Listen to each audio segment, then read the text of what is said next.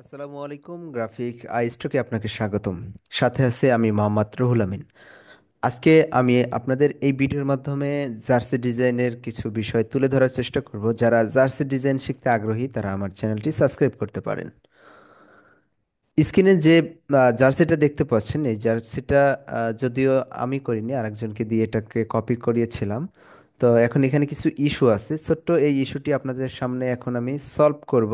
আর এরই মাধ্যমে আপনাদের আগ্রহগুলো দেখার চেষ্টা করব, যেন আমি পরবর্তীতে জার্সি নিয়ে ভিডিও দিলে আপনারা মানে এটা কেমন শিখতে আগ্রহী কিনা এই ভিডিওর কমেন্ট বক্সে আমাকে জানাবেন। তো দেখেন, যে বিষয়টা নিয়ে কথা বলবো সেটা হচ্ছে এই জার্সিটা মোটামুটি সিমিলার হয়েছে, বাট এইখানে দেখেন একটু হাইট টাইপের আছে আর এখানে একটু হাইট হয়ে গেছে। বাট এইখানে উনি যেটা করছে এইটা কোনো হাইট হয়নি, মাঝখানে এই পাশের থেকে পুরোটাই দেখা যাচ্ছে। হ্যাঁ, তো এই ইস্যুটা আমি সলভ করার জন্যই আজকের এই ভিডিওটিতে আপনাদেরকে দেখাতে চাচ্ছি। তো ওকে, এটাকে প্রথমে আমি কন্ট্রোল রাইট ক্লিক করে এটাকে আমি আনগ্রুপ করে নিলাম। আনগ্রুপ করার পর এইগুলা আমরা হাইড করে নেব। ওকে, আর একটু যাই, রাইট ক্লিপিং মাস্ক করে নিতে হবে। আমি লোগোটাকে প্রথমে কন্ট্রোল 3 দিয়ে হাইড করে নিলাম। এরপর আবার চলে যাব, এটাকে সিলেকশন করে রাইট ক্লিক করে চলে যাব হচ্ছে ক্লিপিং, রিলিজ ক্লিপিং মাস্ক করে নিলাম এবং আমি প্যাটার্নটা একটু সাইডে, প্যাটার্নটার একটা কালার দিয়ে রাখি, এটা হোয়াইট কালার দিয়ে আমি প্যাটার্নটা এখানে সাইডে রেখে দিলাম। ওকে, এরপর আমার ডিজাইন থেকে কিছু জিনিস হাইড করে রাখতে হবে। তো সেই বিষয়গুলো হাইড করার জন্য আমি এখান থেকে অল্টার ডিরেক্ট সিলেকশন নিয়ে আমি সবগুলাকে হচ্ছে সিলেকশন করে দিচ্ছি। সিলেকশন করে দিয়ে কন্ট্রোল 3 দিলাম, এটা সবগুলো হাইড হয়ে গেল। এখন আমার মেইন ডিজাইনটা এরকম করার পালা। তো যদি আমি এখান থেকে রিলিজ ক্লিপিং মাস্ক করি তাহলে এটা এইভাবে চলে আসতেছে। এইখানে যদিও দেখেন আরেকটা টুল আছে, আমি এই টুলটাকে কন্ট্রোল X দিয়ে কাট করে নিলাম, অথবা ডিলিট করে দিতে পারেন, পরবর্তীতে আমরা যে কোনো সময় এটা বানিয়ে নিতে পারবো।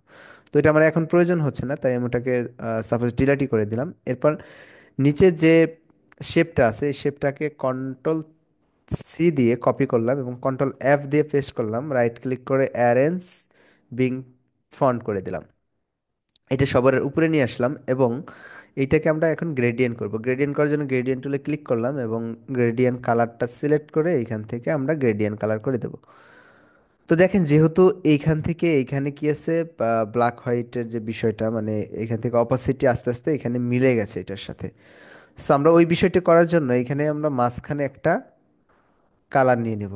ওকে, মাঝখানে একটা কালার গ্রেডিয়েন্ট সিলডার নিয়ে নিলাম।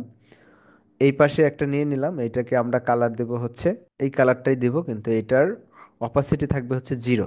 ওকে, এই পাশেও সেম করব, সেম এটা এই সেলটাকে সিলেক্ট করে আমরা এটা পরে গিয়ে সেম কালারটাই পিক করে দেবো। আমরা এখান থেকে কালারটা নিই, যেহেতু এখানে কালার নেওয়া আছে। ওকে, কালারটা নিয়ে নিলাম এবং এটাকে 0 করে দিলাম। তো এটাকে একটু কারেকশন করে দিই। এখান থেকে আইড্রপার দিয়ে কালারটা নিলাম এবং আবার এটাকে 0 করে দিলাম এবং মাঝখানে গিয়ে আমরা এটাকে আইড্রপার দিয়ে এই কালারটাই নিয়ে নেব। ওকে, এরপর হচ্ছে আমরা এইটাকে একটুখানি কারেকশন করব। আমরা এটা দেখতে পাচ্ছি এরকম আছে, যে আগে যেটা ছিল সেটা হচ্ছে এরকম, এটা নেওয়ার পরে এরকম হয়েছে।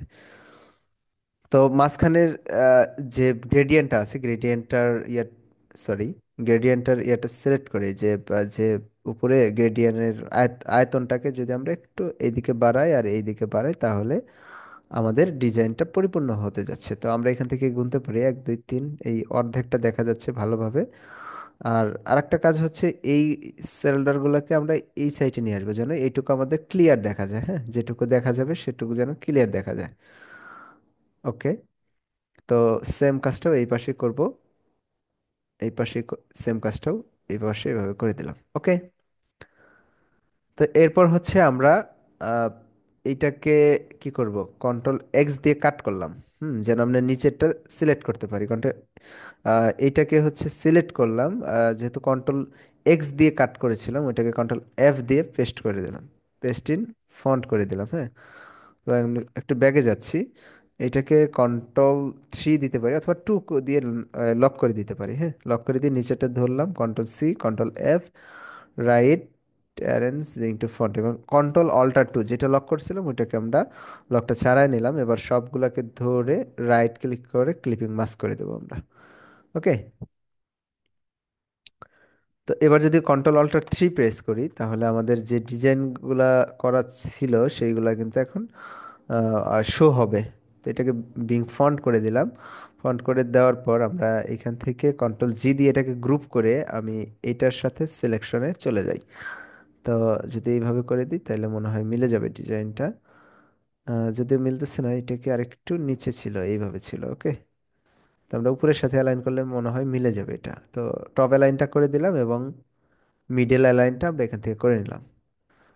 এরপর যে আমাদের প্যাটার্নটা ছিল, আমরা লোগোটা যদিও প্যাটার্নের উপরে বসাই, এটার একটা মানে নির্দিষ্ট আকারে মাপ আছে, ওই মাপে বসাইতে হবে।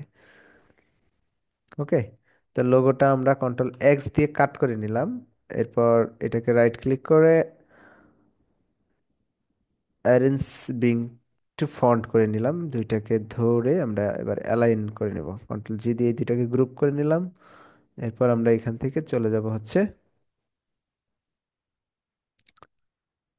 Horizontal align centre, vertical align centre. সেটা আমরা টপ করে নিই, যেহেতু নিচে ইয়ে আছে আমরা টপ করে নিলাম, রাইট ক্লিক করে ম্যাকে ক্লিপিং মাস্ক করে নিচ্ছি। Okay. Control alter three button press করে আমরা লোগোটাকে নিয়ে আসবো। ও লোগোটা কাট করা ছিল মেবি, তো লোগোটা কন্ট্রোল এফ দিলে এটা পেস্ট হবে। লোগোটা আমরা এখানে বসাই দিলাম, যদিও এখানে একটা নির্দিষ্ট মাপে নির্দিষ্ট সাইজে আমরা এটা বসাই, তো আপাতত এটা বসাই দিলাম। তো বিস্তারিত এই ছোট্ট কারেকশন একটা মানে ছোট্ট একটা প্রবলেম সমাধান করলাম। যদিও এইখানে আমি চাইলে আরেকটু কারেকশন করতেই পারি এখান থেকে, এইগুলাকে আরেকটু উপরের দিক থেকে নিচের দিক থেকে যেন সুন্দর চকচকে ভাবে দেখা যায় এটাকে এনশিওর করতে হবে। ঠিক আছে। তো এখন এটা কিন্তু এটার মতোই প্রিন্টের পরে সেম এরকমই হবে। তো চাইলে এখান থেকে দেখেন এই যে তিনটা দেখা যাচ্ছে, তিনটা দেখা যাচ্ছে। আহ, এটা যদিও আরেকটু নিচে আসবে, তবে এইটা কিন্তু এই যে এই বরাবরই আছে। ওকে। তিনটা দেখা যাচ্ছে। সো আশা করি যে এটা বিষয়টা আপনারা বুঝতে পারছেন। যারা আগে থেকেই টি শার্ট নিয়ে সরি জার্সি নিয়ে কাজ করেন তারা এই বিষয়টা বুঝতে পারেন। যারা নতুন জার্সি ডিজাইন শিখতে চাচ্ছেন, এ টু জেড একটা জার্সিকে কিভাবে কপি করতে হবে, তারপরে কপি এবং ইউনিক কিভাবে ডিজাইন করতে হবে, কিভাবে প্যাটার্নে ফেলতে হবে, প্যাটার্নগুলো কোথায় পাবেন, তারপর নাম নাম্বার কিভাবে ফেলতে হবে, জার্সির লোগো কোথায় বসবে, এই যে বিস্তারিত এ টু জেড নিয়ে আমি একটা সিরিজ ভিডিও করতে চাচ্ছি আপনাদের সাড়া পেলে। তো আশা করি সবাই এই ভিডিওর কমেন্ট বক্সে আমাকে কমেন্ট করে জানাবেন আপনারা জার্সি ডিজাইন শিখতে চান কিনা।